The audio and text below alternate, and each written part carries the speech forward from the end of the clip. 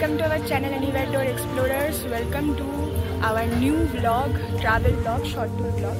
আর আমার পেছনটা দেখে এবং থাম্বনেলটা দেখে বুঝতেই পেরে গেছো যে আমাদের এই ভিডিওটা কি সম্পর্কিত। তো দীঘায় মানুষ আগে সমুদ্রের টানে আসতো, এখন দর্শনীয় স্থানের মধ্যে আরেকটা জায়গা অ্যাড হলো এই জগন্নাথ ধাম। তো এখানে আসার জন্য কি কি করতে হবে সম্পূর্ণ ডিটেলস এই ভিডিওতে থাকবে।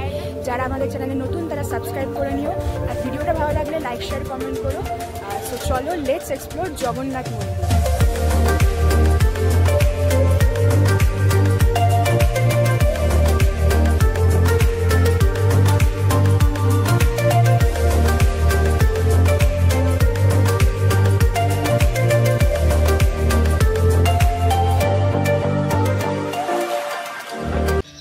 গুড মর্নিং, আরেকটা নতুন জার্নি শুরু হয়ে গেছে। আজকে সকাল থেকেই আকাশের মুখ ভার হয়ে রয়েছে।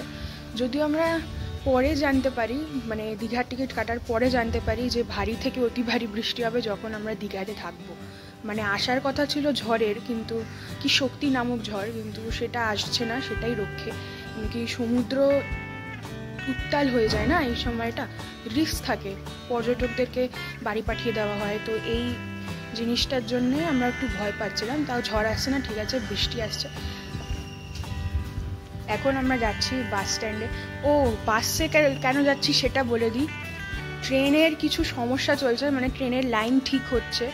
তো 6-7 ঘন্টা লেট না, কখন মানে সকালের ট্রেন কখন পৌঁছাচ্ছে? সকালের ট্রেন পৌঁছাতে যেটা 10:30টায় পৌঁছায় সেটা 2-2:30 বেজে যাচ্ছে। আর সন্ধ্যাবেলা ট্রেনটা রাত্রি অনেক রাত হয়ে যাচ্ছে। 7টার কাছে লাইন ঠিক হচ্ছে তো এই কারণে। তো ওর জন্যে আমরা ট্রেনের রিস্কটা নিয়ে সবাই প্রেফার করলো ট্রেনটা বাদ দেওয়ার জন্য। বাসেই যাচ্ছি। যথাসময়ে আমাদের বাস 7:12-তে ছেড়ে দেয়, আর মনে উৎসাহ বেড়ে যায় যে এবার খালি দীঘায় পৌঁছানোর পালা আর জগন্নাথ দেবের দর্শন করার পালা। আমাদের বাস সেকেন্ড হুগলি ব্রিজের ওপর দিয়ে যাচ্ছিল। কলকাতা থেকে দীঘার দূরত্ব হচ্ছে 184 কিলোমিটার, যেটা ট্রেনে 3.5 ঘন্টা মতন লাগে, 3 থেকে 3.5 ঘন্টা, আর বাসে 4 ঘন্টা লেগেছিল আমাদের বাস শুধু একটাই স্টপেজে দাঁড়িয়েছিল, মানে কোলাঘাটে একটু দাঁড়িয়েছিল, তারপরে ডাইরেক্ট দীঘায় এসে দাঁড়িয়েছে। বাসের অ্যাভেলেবিলিটি চেক করার জন্য তোমরা রেড বাস সার্চ করতে পারো, ওখানে তোমরা কি বাস আছে আর কত দাম সেগুলো সব বৃত্তান্ত দেখতে পারবে। তোমরা চাইলে গভর্নমেন্ট বাসেও আসতে পারো, সার্ভিস খুব ভালো, যেরকম SBSTC, WBTC। দীঘায় তোমরা ট্রেনে পৌঁছাতে পারবে থ্রু দুখানা ট্রেন। একটা হচ্ছে তাম্রলিপ্ত এক্সপ্রেস 12857, যেটা 6:45-এ হাওড়া থেকে ছাড়ে আর দীঘায় 10:05-এ ঢোকায়। কান্ডারি এক্সপ্রেস হচ্ছে আর একটা ট্রেন 22897, যেটা দুপুর 3:05-এ ছাড়ে হাওড়া থেকে, আর 18:25-এ দীঘায় ঢোকায়, মানে 6:25-এ। দুটোরই মানে 2S-এর ভাড়া, মানে সেকেন্ড সিটিংয়ের ভাড়া হচ্ছে 105 করে, আর CC यानी চেয়ার কারের ভাড়া হচ্ছে 380 করে। আমরা নিউ দীঘায় নেমে এখন টোটো ধরেছি। জাহাজবাড়ির কাছে আছে আমাদের হোটেল। তোমাদেরকে হোটেলের সব ডিটেলস আমি একটু পরে বলে দিচ্ছি।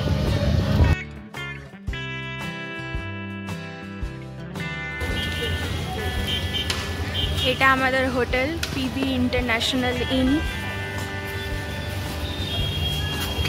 এটা এই হোটেলের নাম্বার। ব্যাগগুলো কোনো নোংরাই পড়েনি।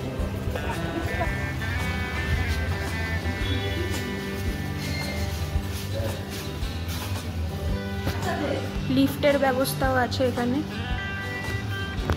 আর কি সুন্দর ঝাড় দেখুন। আমরা এক্ষুনি জানতে পারলাম যে তাজপুর, শঙ্করপুর আর মন্দারমণি টোটোতে নেয় 1000 টাকা করে, আর সঙ্গে মোহনা করলে তাহলে 1200 টাকা। এটা হোটেলের রিসেপশন। এটাই কারণ বাসে আসার। এখানে তোমরা স্ক্রিনে দেখতে পারবে যে 10:05-এ ঢোকানোর কথা ট্রেনের তাম্রলিপ্ত, কিন্তু পৌঁছাবে এখানে 2:30 নাগাদ। আর যে বিকেলের ট্রেনটা আছে কান্ডারি এক্সপ্রেস, সেটা 7টায় ছাড়ছে। তো মানে আমরা অলরেডি 12টায় পৌঁছে গেছি, এখানে 11:30টায় দীঘাতে পৌঁছে গেছি, কিন্তু ট্রেন এখনও লেট। এটা ফার্স্ট ফ্লোর, দেখো কত লম্বা করিডর।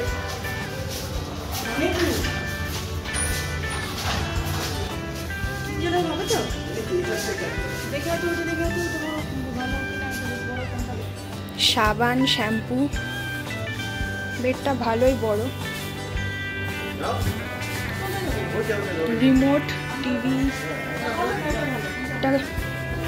কাবার্ডের মতন, এসি আছে, এটা মিরর। অ্যাকচুয়ালি অনলাইন বুক করা ছিল, আসার পর আমরা ওদের 4 বেডের রুমটা কোনো কারণে ভাড়া করতে পারিনি, তাই ওরা ফার্স্ট ফ্লোরে আপাতত 2টো রুম দিয়েছে। হয়তো না, সন্ধ্যের দিকে হোক, বিকেলবেলা ফার্স্ট ফ্লোরে চেঞ্জ করে দেবে, 3rd ফ্লোরে 3টে রুমের 4 বেডের রুমে। সুইমিং পুলটা একটু ছোট, আর অনন্ত কাকু উনি দাঁড়িয়ে ছিলেন ওখানে। তো আমরা বললাম যে আমরা একদম খালি চাই সুইমিং পুলটা। তো উনি বললেন 3টের সময় আসতে। তো তোমরা এরকম করতে পারো, ভিড় তো এখন তো সিজন, তো এখন সুইমিং পুল ভর্তি, তাই আমি ভিডিও করতে পারলাম না। 3টের সময় ভিডিও করে তোমাদেরকে পুরোটা বলবো। তো আমরা চলে এসেছি সুইমিং পুলে। সুইমিং পুলের অ্যাম্বিয়েন্সটা খুব সুন্দর, তার জন্য এই হোটেলটা চুজ করা। তো তোমাদেরকে বলে দিই যে আমরা এরকম আরও 5খানা সুইমিং পুলের হোটেল আর 5খানা সি ফেসিং হোটেলের সন্ধান দিয়েছি আমাদের বিচিত্রপুর ট্যুর গাইডে। সেটা তোমরা না দেখে থাকলে এক্ষুনি দেখে নিতে পারো, খুব ইনফরমেটিভ ভিডিও। আরেকটা হোটেল আছে রয়্যাল প্যারাডাইস বলে, নাম্বারটা নিচে শো হচ্ছে, সেটার ইনডোর সুইমিং পুল আছে, সেটাও সস্তার মধ্যে। কিন্তু এটা চুজ করার কারণই হচ্ছে গরম না ঠান্ডা, খুব সুন্দর পাথরের একটা আর্কিটেকচার টাইপের স্ট্রাকচার। আর সুইমিং পুলটা একটু ছোটো, আমরা আগের যে হোটেলে ছিলাম সি স্যান্ড, ওর থেকে ওর তুলনায় একটু ছোটো। যাই হোক, এখন সুইমিং পুলে ঝাপাঝাপি করতে নামছি। তো তোমাদেরকে ডাইরেক্ট এবার মন্দিরের ব্যাপারে বলছি। এখন বাজে 5:30, আর আমরা বেরিয়ে পড়েছি ফুল ব্যাটালিয়ন নিয়ে জগন্নাথ মন্দির দর্শন করার জন্য। আমার মনে হয় এই টাইমিংটা বেটার, বিকজ অত গরমও থাকে না, সাথে সাথে আলোতে মন্দিরটা কেমন লাগে আর অন্ধকারে মন্দিরটা কেমন লাগে দুটোই তোমরা দেখতে পারবে।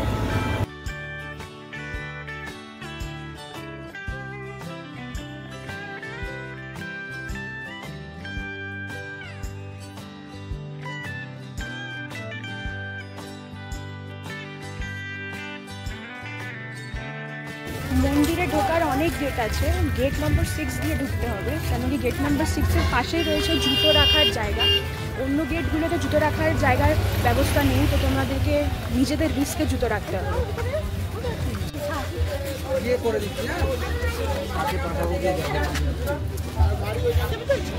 কিরম এক্সপিরিয়েন্সটা একটু বলো। সুন্দর মন্দির, ভালো লাগছে দেখে, সত্যি পুরীর কথা মনে পড়ে যাচ্ছে। যদিও তফাৎ আছে, একরকম না, কিন্তু অনেকটাই সাদৃশ্য রয়েছে। এখনো ঢুকিনি, ভীষণ এক্সাইটেড, যাই গিয়ে দেখি তারপরে বলবো।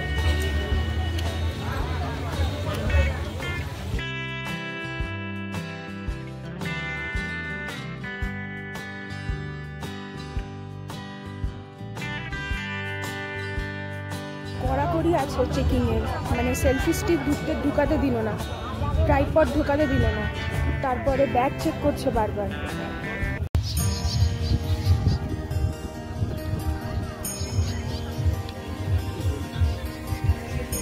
এবার থেকে দীঘায়ও রথ টানা হবে, রথযাত্রাতে। ঢোকার সময় তোমরা পাবে অরুণ স্তম্ভ। এই যে অরুণ স্তম্ভটা তোমাদেরকে কাছ থেকে দেখাই, চলো। অরুণ স্তম্ভ,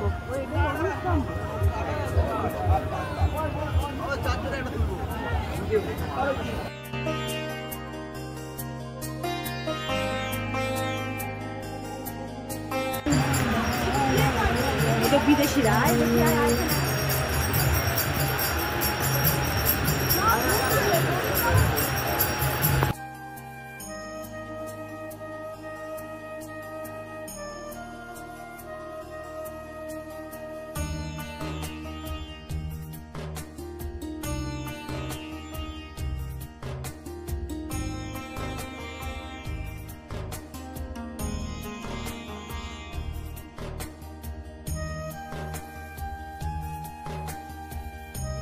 এখন তো অন্ধকার, মানে অন্ধকার বলতে আর কি মেঘ করেছে, ওর জন্যে সেরমভাবে রোদটা আমরা ফিল করতে পারছি না, নাহলে এখানে পায়ে খুব জ্বালা করে। তো তখন তোমরা এই যে একটু ছোটো জলাশয় বানানো রয়েছে, এই জলাশয়গুলোতে নেমে, যদিও নামতে বারণ করছে দেখছি,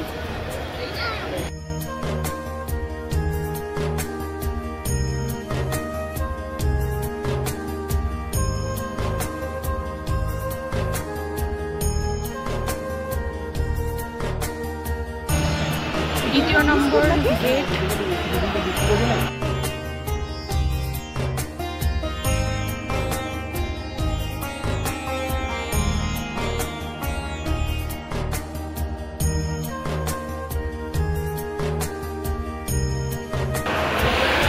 ডোনেশনেরও ব্যবস্থা রয়েছে। তোমরা যারা অক্ষয় তৃতীয়াতে আসতে পারোনি, মানে মন্দিরের উদ্বোধনের দিন, তোমরা পরে এসেও দেখে যেতে পারো, খুব ভালো লাগবে। মন্দিরটা বেলে পাথরের তৈরি, আর 3খানা গেট আছে, অশ্বদ্বার, গজদ্বার আর সিংহদ্বার।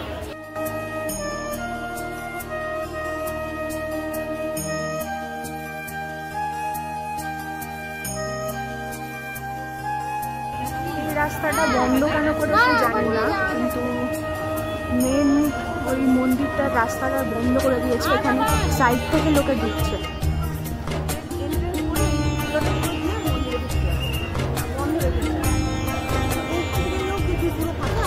ধ্বজাটা প্রতিদিন চেঞ্জ করা হয়।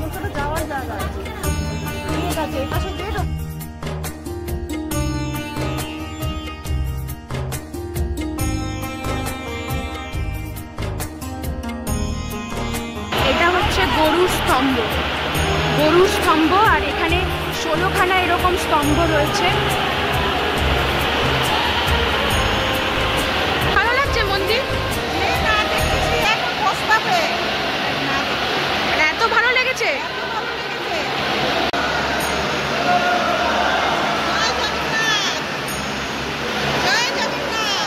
জয় জগন্নাথ।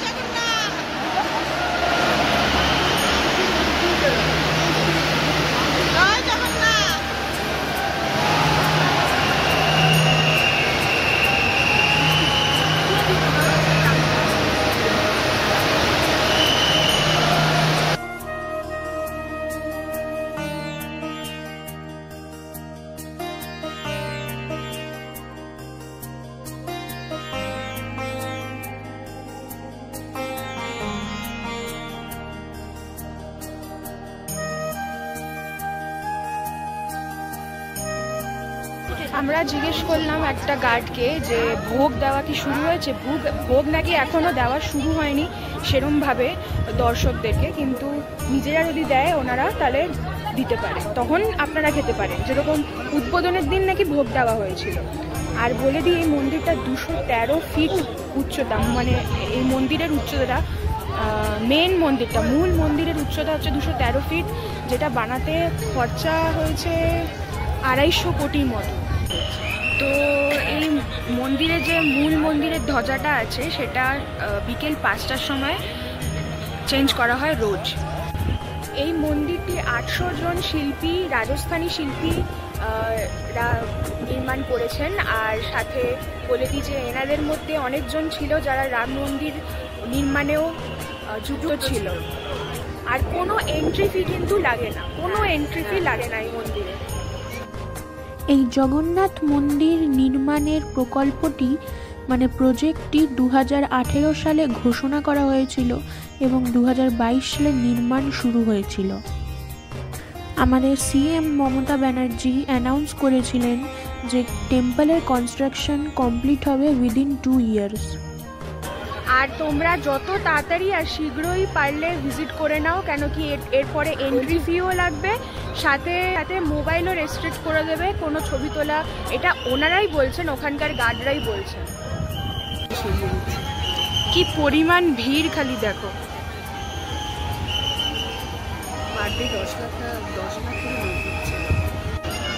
মন্দিরের এই সিঁড়িতে বসে সময় কাটাতে কিন্তু মন্দ লাগছে না,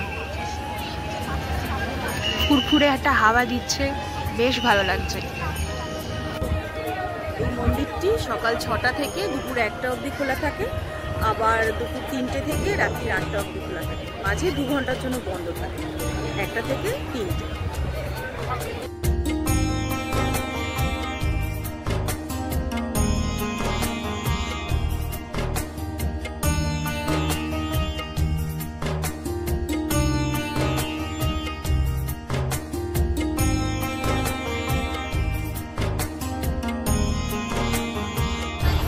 এটা 4 নম্বর গেট, আর এখানে লাইন ফেলা মানে কি বলে দড়ি ফেলে ঢুকতে দেওয়া হচ্ছে।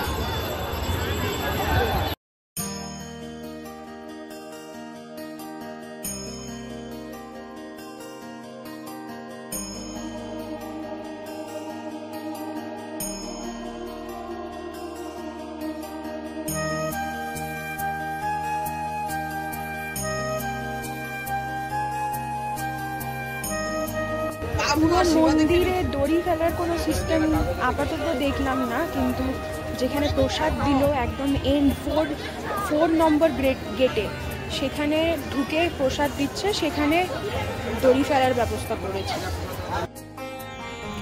সমুদ্র তীরে পুরাতন জগন্নাথ মন্দিরের জায়গায় নতুন মন্দির নির্মাণের কথা ছিল, তবে পরিবেশগত বিধিনিষেধের কারণে সেখানে মন্দিরটি নির্মাণ করা সম্ভব হয়নি।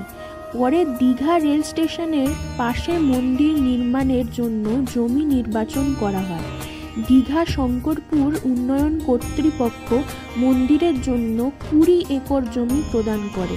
মন্দির নির্মাণের দায়িত্ব West Bengal housing infrastructure development কর্পোরেশনকে দেওয়া হয়। ডিভোটিস আর ট্যুরিস্টকে অ্যাট্রাক্ট করার জন্য এই গ্র্যান্ড টেম্পল কমপ্লেক্সটা তৈরি করা হয়। যারা হাঁটতে পারেন না তাদের জন্য হুইল চেয়ারের ব্যবস্থা করা হয়েছে বাইরে। প্লেন রাস্তা করা হয়েছে। হ্যাঁ, প্লেন রাস্তাও করা হয়েছে। তারপর আমরা মন্দিরকে বিদায় জানিয়ে হোটেলের পথ ধরলাম। সো মন্দিরের ব্যাপারে সম্পূর্ণ তথ্য আমরা তোমাদের প্রোভাইড করে দিয়েছি। ভিডিওটা ভালো লাগলে লাইক, শেয়ার, কমেন্ট করো আর সাবস্ক্রাইবও করে নিও। দেখা হবে নতুন কোনো ট্যুরের ইনফরমেশন নিয়ে। Thank you.